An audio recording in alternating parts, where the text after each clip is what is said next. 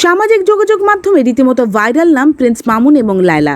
প্রতিবার কোনো না কোনো বিষয় নিয়ে প্রিন্স মামুন এবং লায়লার ঝগড়া সোশ্যাল মিডিয়াতে সবাই দেখে, কিন্তু এবার মামুনের উপর চটেছেন লায়লা।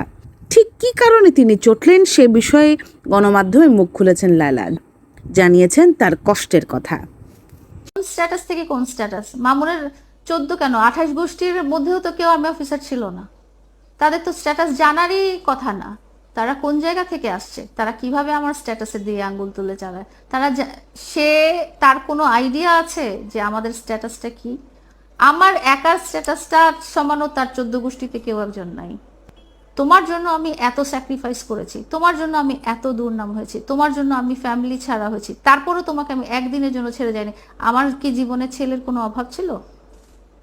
ও বলে হ্যাঁ, যে আসবে সে তোমার টাকা দেখে আসবে। কেন আমার টাকা দেখে আসতে হবে কেন? সবাই তো তোমার মতো লোভী না, সবাই তো তোমার মতো প্রতারক না। নিজের চেহারা দেখায় তো মানুষজন সবাই এরকম না, যে চেহারা দেখায় আমি কনভিন্স করে সবকিছু হাতায় নিয়ে তারপরে চলে গেলাম। সবাই তো এরকম না। আমার একার স্ট্যাটাসের সাথে মামুন তোমার 28 গোষ্ঠীরও স্ট্যাটাস মিলবে না। সেখানে তুমি কোন হিসাবে আমার বাবার মৃত্যুবার্ষিকীর দিনে আমার বাবাকে পয়েন্ট করে বলো যে তোমার বাবা ফকির, তোমার মা ফকির, তুমি ভিক্ষা করে আমারে চালাও? আমি কোন দিক দিয়ে ভিক্ষা করে চালাই? তুমি কি জানো আমার মান্থলি স্যালারি কত, আমার মান্থলি ইনকাম কত? একটা এই ধরনের ফ্যামিলি রান করতে আমাকে কতটা কষ্ট করতে হয়, এবং সেটা করে আমি আমার নিজের স্ট্যাটাস বজায় রেখে আমি তোমার ফ্যামিলির স্ট্যাটাস আপ করে দিছি, আর সেখানে তুমি আমার বাবার মৃত্যুবার্ষিকী দিন এরকম। তো তখন আমি খুব রেগে গেছি। আমি রেগে যেয়ে বলছি যে তুমি কোন স্ট্যাটাস থেকে আসছো, এবং সেটা মনে করে তুমি চিন্তা করো তুমি কার তৈরি বাসায় বসে, কার জমানো টাকা খাবার খেয়ে তুমি তোমার এরকম চেহারা সুরত বানায়, তুমি বিড়ির দোকানে বসে বিড়ি ফুকতা, সেখান থেকে তোমাকে আমি সীসা বারে নিয়ে আসছি। সেই স্ট্যাটাস তোমার কে করে দিছে সেসব কিছু ভুলে যে তুমি আজকে আমার বাবার মৃত্যুবার্ষিকীর দিনে তুমি এই কথাটা বলতে পারলা। প্রত্যেকবার ঝগড়াঝাটির সময় বাসা থেকে তার প্রত্যেকটা জিনিস নিয়ে যায়, সবগুলোর ভিডিও আছে। প্রত্যেক সুতাও রাখে না, সে সবকিছু নিয়ে গ্রামে চলে যায়, এবং আসার সময় শুধু মোবাইলের চার্জারটা বা একটা দুটো শার্ট নিয়ে আসে। সবকিছু তার গ্রামে জমায়।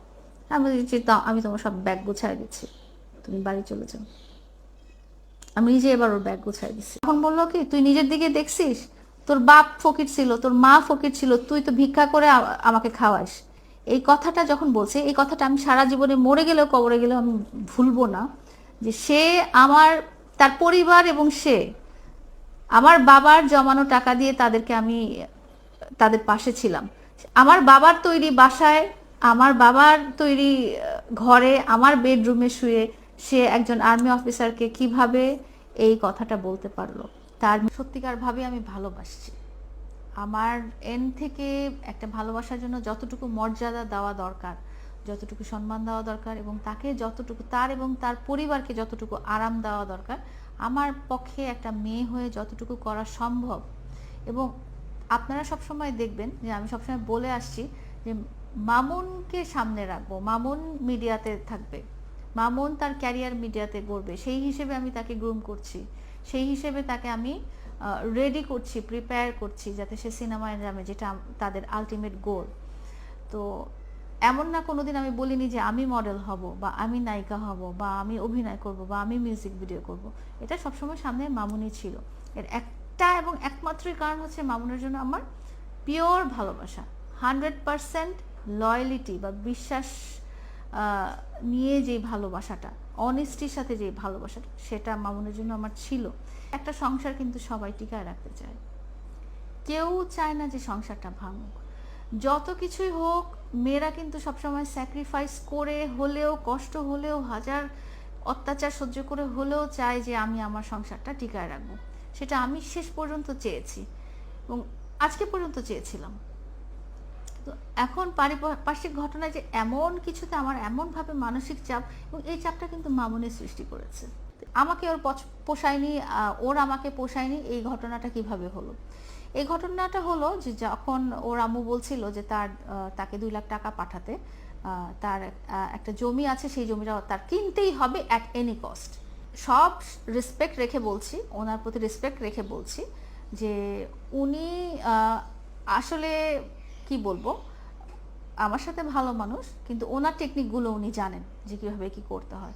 তো এর মধ্যে মামুন গাড়িটা বিক্রি করে ফেললো। গাড়িটা বিক্রি করার পরে টাকাটা তার অ্যাকাউন্টে নিয়ে গেল, এবং অ্যাকাউন্টে নেওয়ার পর থেকেই সে আমার সাথে খুব খারাপ ব্যবহার শুরু করলো, কোনো কারণ ছাড়াই উঠতে বসতে গালাগালি, খারাপ ল্যাঙ্গুয়েজ, এটা সেটা এই ধরনের আচার ব্যবহার শুরু করলো। আমি বললাম যে তোমার কিছু হয় না, মানে তুমি কি চিন্তা করছো যে তুমি এই 4 বছরে কোথা থেকে কোথায় আসছো? তখন বললো কি, তুই নিজের দিকে দেখছিস? তোর বাপ ফকির ছিল, তোর মা ফকির ছিল, তুই তো ভিক্ষা করে আমাকে খাওয়াইস।